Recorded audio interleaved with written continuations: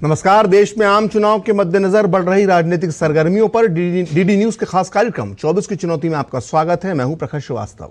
सियासी संग्राम से जुड़ी खबरों से पहले शुरुआत करते हैं इस वक्त की हेडलाइंस के साथ। प्रधानमंत्री नरेंद्र मोदी का तमिलनाडु, केरल और तेलंगाना का धुआंधार दौरा। केरल के पथनामथिट्टा में विशाल जनसभा को किया संबोधित। कहा, कांग्रेस और लेफ्ट ने केरल को जमकर लूटा। राज्य के लोगों की भावनाओं को केंद्र तक भाजपा सांसदों के जरिए ही पहुंचाना संभव। यूडीएफ और एलडीएफ को बताया केरल की आध्यात्मिक भावना का विरोधी।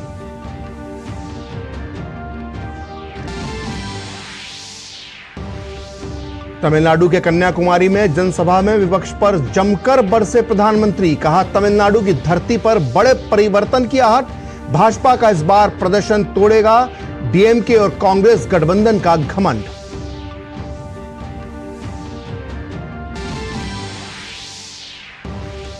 बंगाल की संदेशखाली की पीड़ित महिलाओं ने की राष्ट्रपति द्रौपदी मुर्मू से मुलाकात। पीड़ितों ने संदेशखाली में राष्ट्रपति के हस्तक्षेप का किया आग्रह। पीड़ित महिलाओं ने राज्य सरकार द्वारा मदद नहीं मिलने की कही बात। लोकसभा चुनाव की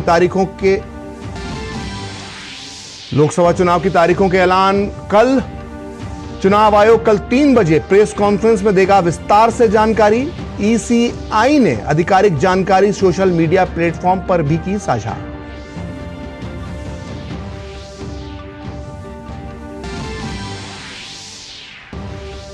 सीए विरोधी बयानों को लेकर इंडी गठबंधन और कांग्रेस नेताओं के खिलाफ दिल्ली में लगातार बढ़ता विरोध। भड़के हिंदू शरणार्थियों ने कांग्रेस मुख्यालय को घेर कर किया जमकर प्रदर्शन। कल विवादित टिप्पणी पर केजरीवाल के घर के बाहर भी हुआ था विरोध प्रदर्शन।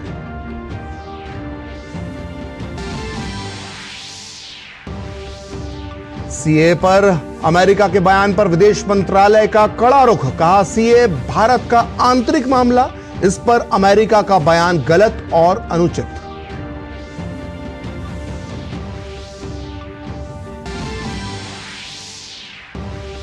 भूटान के प्रधानमंत्री दाशो शेरिंग तोब्गे ने आज राष्ट्रपति भवन में राष्ट्रपति द्रौपदी मुर्मू से की मुलाकात। राजघाट पर बापू को दिए श्रद्धा सुमन अर्पित।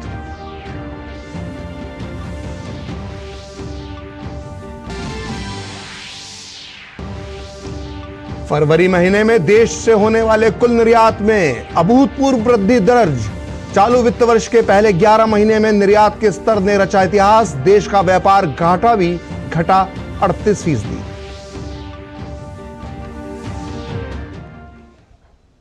तो आइए अब शुरू करते हैं हमारा खास कार्यक्रम 24 की चुनौती।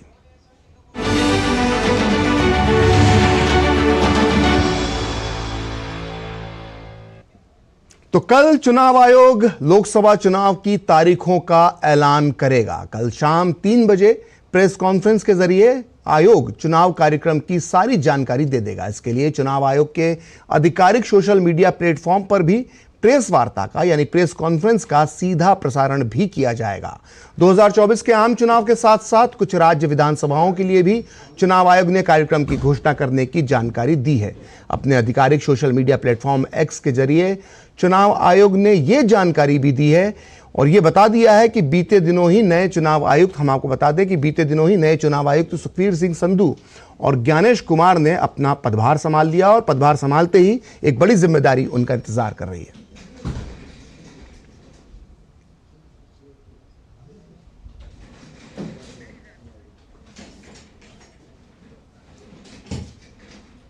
और आइए बात करते हैं प्रधानमंत्री के मिशन साउथ के तूफानी दौरे की। प्रधानमंत्री नरेंद्र मोदी ने दक्षिण भारत के जनसंपर्क अभियान के तहत पहली जनसभा को तमिलनाडु के कन्याकुमारी में संबोधित किया। इस दौरान उनका मंच पर भव्य स्वागत किया गया।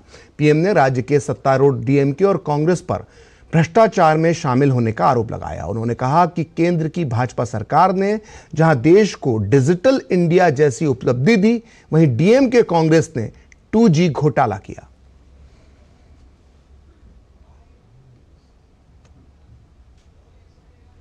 डीएमके और कांग्रेस का इंडी अलायंस कभी भी तमिलनाडु को विकसित नहीं बना सकता।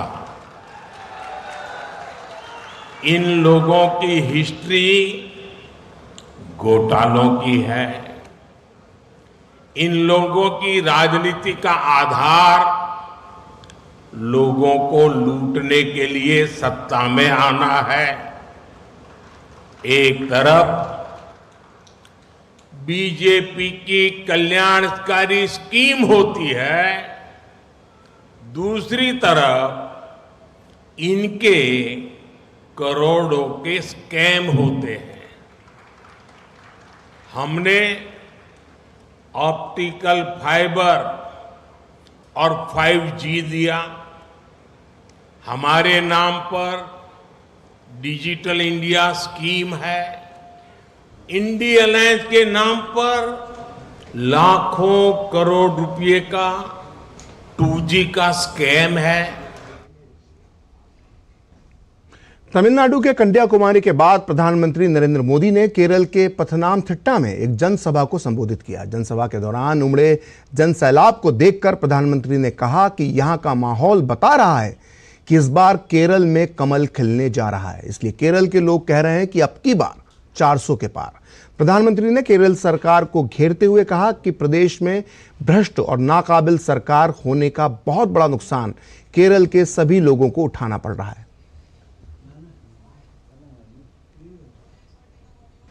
यहां आपके सामने कांग्रेस वाले लेफ्ट सरकार को फांसीवादी कहते हैं और कम्युनिस्ट पार्टी के लोग कांग्रेस को घोटालेबाज पार्टी कहते हैं, और फिर दिल्ली में ये लोग आपस में मिलकर गठबंधन कर लेते हैं। कांग्रेस और लेफ्ट इन दोनों ने ही केरला को खूब ठगा है। इस खेल को केरला के लोग अब समझ गए हैं। वही साल 2019 के चुनावों में देश की सबसे बड़ी लोकसभा में यानी मल्काजगिरी में प्रधानमंत्री ने रोड शो किया। यह तेलंगाना की सीट है जहां पिछले चुनाव के वक्त रिकॉर्ड 31 लाख मतदाता थे, यानी पूरे भारत में सबसे ज्यादा। पीएम मोदी के रोड शो के दौरान लोगों ने पूरे जोश खरोश के साथ प्रधानमंत्री का स्वागत किया। इस मौके पर प्रधानमंत्री ने आभार जताया।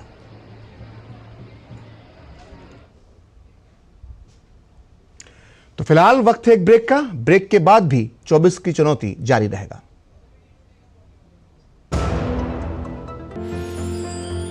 साल, बरस और सदी नहीं, एक युग गुजर जाएगा। उम्र न पूछो वंडर की, जब फर्क नजर आएगा। वंडर सीमेंट, फर्क नजर आएगा। मैं क्या जी, सब जानते हैं, जहां दिखे मारियो, अपना समझ के खा लियो। चुलबुलापन जिसकी हर बात में भूल जाए। मेरी जैसी मेरी अपनी पताका चाय, गजब का स्वाद। लाइफ में फाइनेंशियल आजादी के लिए एनपीएस जरूरी है। रिटायरमेंट में फाइनेंशियल आजादी रहे जारी, एनपीएस से आज ही करे तैयारी। एनपीएस जरूरी है। मौसम को अपने पैशन के बीच जो नहीं आने देते, मैं उनका फैन हूं। मेरी तरह एसबीआई भी आपका फैन है, इसलिए एसबीआई आपके लिए थोड़ी एक्स्ट्रा मेहनत करता है। तो excellent customer service, assistance to MSMEs और टेक्नोलॉजी ड्रिवन बैंकिंग सॉल्यूशंस। घर छोड़ दूं, एसबीआई बदल रहा है क्योंकि हम एक बदलते देश के फैन हैं। एसबीआई, देश का फैन। सीमा पर देश की रक्षा करते जवानों की दिवाली सोनी ना हो, इस बात को ध्यान में रखते हुए पीएम मोदी ने इस साल भी देश के जवानों के साथ मनाई दिवाली। पापा, मोदी जी के साथ। मेरा बच्चा। जानते हैं मोदी जी कि त्योहार में हम तो नहीं जा पाते बेटे के पास, इसलिए वही चले जाते हैं परिवार बन के उसके पास। सच कहूं, हम सब हैं मोदी का परिवार।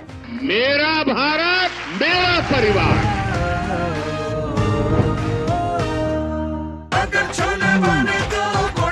गोल्डी छोले मसाले, जहाँ जाए रिश्ते बनाए। जहाँ जाए रिश्ते बनाए, गोल्डी मसाले। साल बरस और सदी नहीं, एक युग गुजर जाएगा। उम्र न पूछो वंडर की, जब फर्क नजर आएगा। वंडर सीमेंट, फर्क नजर आएगा।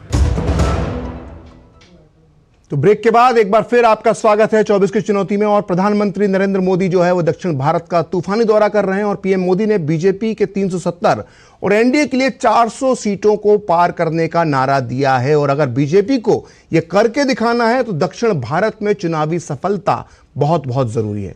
पीएम लगातार दक्षिण भारत का दौरा कर रहे हैं और इससे क्या राजनीतिक समीकरण बनेंगे देश की सियासत में, इस पर बात करने के लिए हमारे साथ मौजूद हैं वरिष्ठ पत्रकार रोशन गौड़ साहब। रोशन गौड़ साहब, आपका बहुत बहुत स्वागत है। रोशन जी, जो नारा है पीएम मोदी का कि एनडीए 400 के पार और बीजेपी 370 के पार, उत्तर भारत में हम देख सकते हैं कि बीजेपी जहां तक पहुंच चुकी थी वहां पर पहुंच चुकी है और ऐसे में सारी उम्मीदें अब जो है वो दक्षिण भारत में बीजेपी को दिखाई दे रही हैं और प्रधानमंत्री मोदी इन उम्मीदों को पूरा करने के लिए जी जान से जुटे हुए हैं। तो क्या दक्षिण भारत की भूमिका रहेगी अगर 400 पार के नारे को सच करना है तो? देखिए, प्रधानमंत्री आज से और 19 मार्च तक दक्षिण में ही, बिल्कुल जैसे अभी आपने बताया कि 3 राज्यों में उन्होंने उनके चुनावी कार्यक्रम थे और कल भी उनके इन 3 राज्यों में कार्यक्रम है, फिर उसके बाद 18 को भी है, 19 को भी है, लगातार है।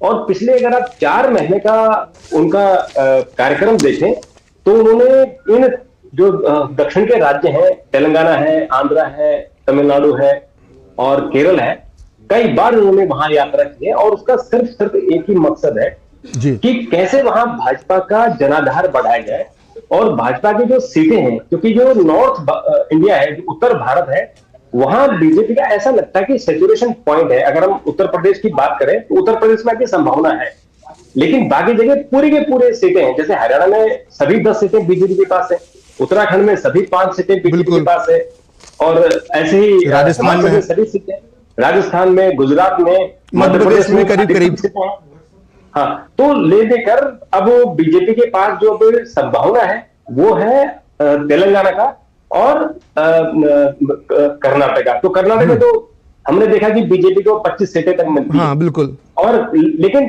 तमिलनाडु में बहुत संभावना है जो अपना तेलंगाना है, क्योंकि पिछली बार तेलंगाना में बीजेपी को 4 सीटें मिली थी। तो ऐसे ही उनको ऐसा लगता है बीजेपी को, क्योंकि उन्होंने जो परफॉर्मेंस विधानसभा में की और जो वहां स्थानीय चुनाव हुए थे उसके आधार पर बीजेपी का दावा है। और ऐसा हमारा भी मानना है कि इसमें तेलंगाना में बीजेपी को अच्छा खासा नहीं, आपकी इस बात में काफी दम भी नजर आ रहा है, क्योंकि जो ओपिनियन पोल आ रहे हैं वो भी इस तरफ इशारा कर रहे हैं। कल एक ओपिनियन पोल CNN न्यूज़ 18 का आया था, उसमें बीजेपी को 8 सीटें देने का उन्होंने एक अनुमान लगाया। वहीं लेकिन केंद्रीय गृह मंत्री अमित शाह जो हैं वो बार बार कह रहे हैं कि 12 सीटें कम से कम तेलंगाना से जो है वो बीजेपी को आना चाहिए और आएंगी।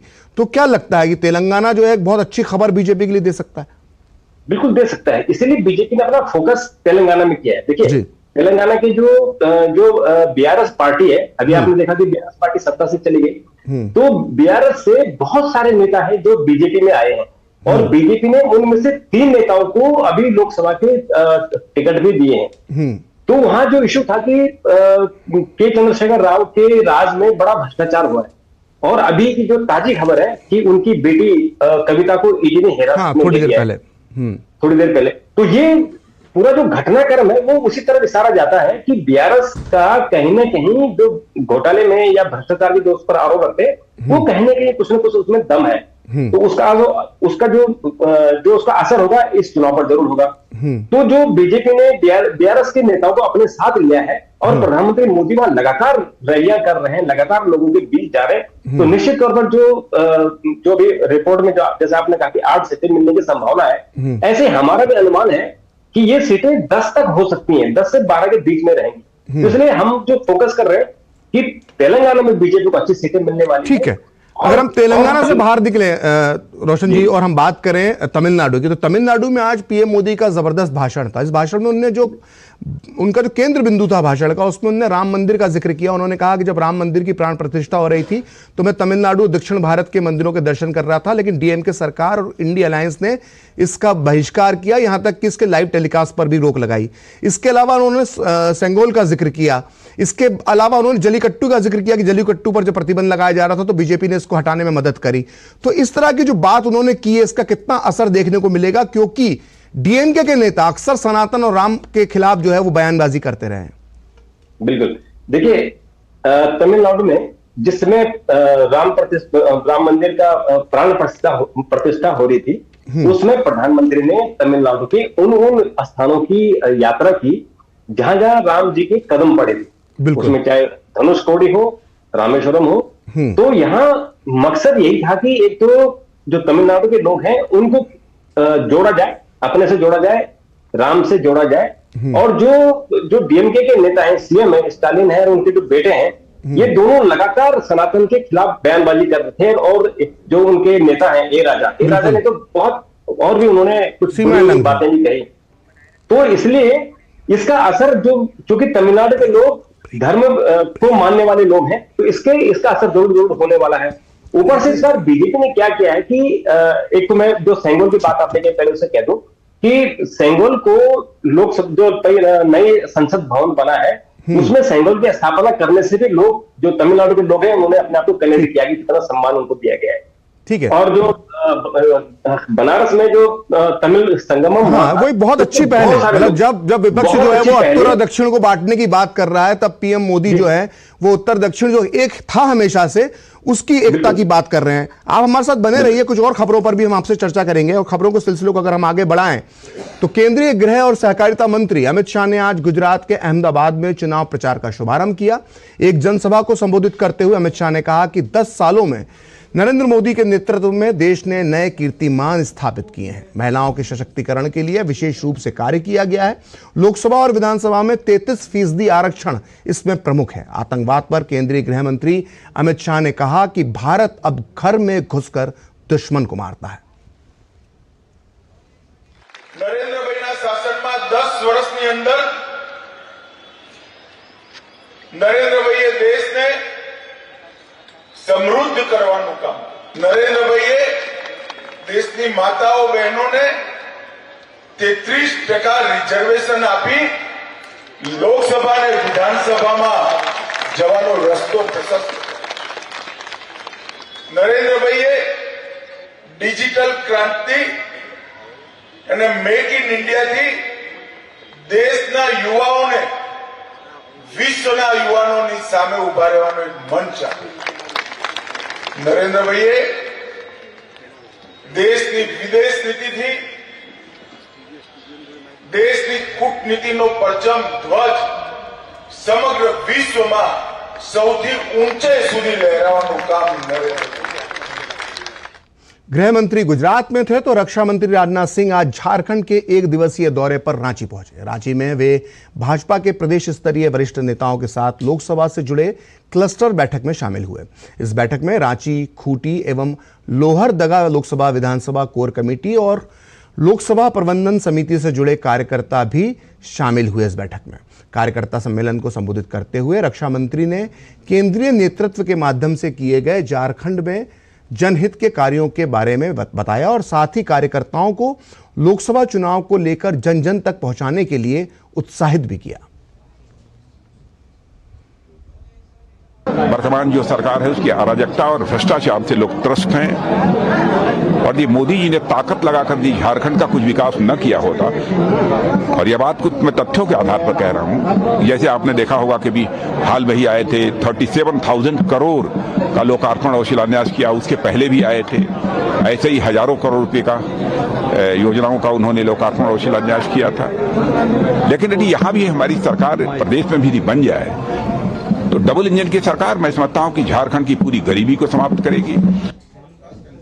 वहीं लोकसभा चुनाव से पहले पश्चिम बंगाल में टीएमसी को बड़ा झटका लगा है। टीएमसी के 2 सांसद दिव्येंदु अधिकारी और अर्जुन सिंह भाजपा में शामिल हो गए हैं।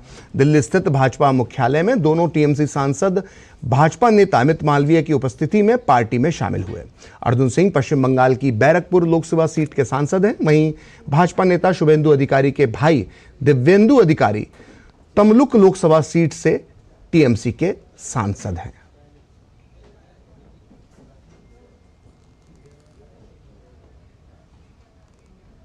तो विपक्षी पार्टियों में जिस तरह से भगदड़ मची हुई है कोई टीएमसी छोड़ रहा है, कोई कांग्रेस छोड़ रहा है, इसके मायने क्या हैं, ये समझने के लिए हम चलते हैं हमारे खास मेहमान रोशन जी के पास। रोशन जी, हम लगातार देख रहे हैं कि ये कहीं ना कहीं विपक्षी पार्टी के नेता, चाहे उत्तर हो, दक्षिण हो, पूर्व हो, पश्चिम हो, लगातार जो है बीजेपी का दामन थाम रहे हैं। अब 2 सांसद टीएमसी के पश्चिम बंगाल में बीजेपी में शामिल हो गए हैं। ये बीजेपी को कितना मजबूत करेगा बंगाल में? देखिए, जो ये अर्जुन सिंह है, असल में ये बीजेपी के ही सांसद है। ये पहले टीएमसी में थे, बीजेपी में आए, 2019 में इनको बीजेपी ने टिकट दिया, चुनाव जीत गए, फिर ये 2021 में बीजेपी छोड़ के टीएमसी में चले गए थे। घर वापसी कह सकते हैं इसको? हाँ, इनकी घर वापसी हुई है, क्योंकि इनको टीएमसी से इनके नहीं बन रही थी, ममता बनर्जी से इनके नहीं बन रही थी, तो ये वापस आ गए। और जो बहरमपुर सीट है, वहां से मुझे लगता है कि मजबूत कैंडिडेट है, और इन्होंने दिनेश त्रिवेदी को हराया था, जो टीएमसी के बड़े नेता थे। और हालांकि दिनेश त्रिवेदी भी वापस अभी इसमें बीजेपी में ही आ गए हैं। निश्चित तौर पर ये जिस तरह से टीएमसी में अब जो भगदड़ मचने की खबरें आ रही हैं और 2 सांसदों का वापस पार्टी में आना, ये बताता है कि कहीं ना कहीं जो बीजेपी जो टक्कर देती है, एक तगड़ी टक्कर देती जो है, वो बंगाल में नजर आ रही है। आपका बहुत बहुत धन्यवाद डीडी न्यूज के साथ जुड़ने के लिए। तो फिलहाल 24 की चुनौती में इतना ही। आप देखते रहिए डीडी न्यूज।